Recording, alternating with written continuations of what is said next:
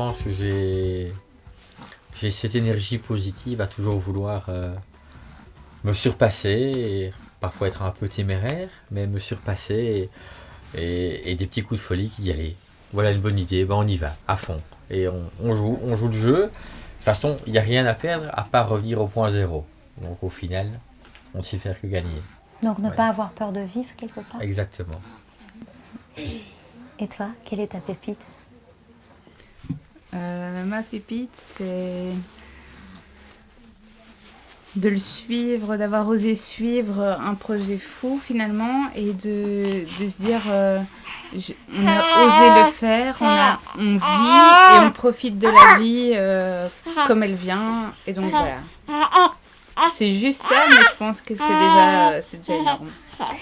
Alors c'est quoi ce projet fou? Est-ce que tu peux m'en dire un peu plus avec tes mots? Qu'est-ce que la famille va faire? C'est quoi votre projet? Faire le tour du monde Rien que ça.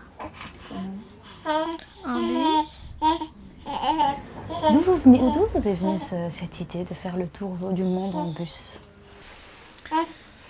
Eh bien, ça fait des années qu'on travaille, comme tout le monde, classique. Et puis un jour, on s'est dit, on voyage très peu, mais on a envie de s'expatrier, prendre un autre air et de nouveau se retrouver désorienté, perdre tout repère pour rebooster cette énergie. Et comme on ne savait pas où, et qu'on ne voulait pas choisir par défaut les facilités comme le sud de la France, le Canada, l'Espagne et autres, bien on s'est dit on va faire un tour du monde et là où ça nous plaira, on s'arrêtera.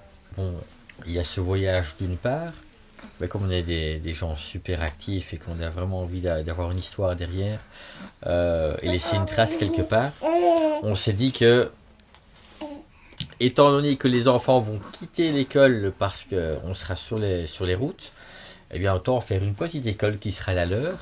Et donc du coup, l'idée s'est développée et de leur petite école, on s'est dit on va faire une petite école pour tous les enfants qu'on va rencontrer. L'enfant est un être qui ne triche pas, qui ses émotions sont pleines. Et donc comme ça, en faisant le voyage d'école en école, on s'est dit qu'il y aurait plein de choses à raconter et montrer aux enfants, surtout que les enfants partout dans le monde auront des méthodes d'apprentissage qui sont parfois très différentes, mais qui au final ne sont pas forcément ni mieux ni moins bien, mais il est important de s'y intéresser.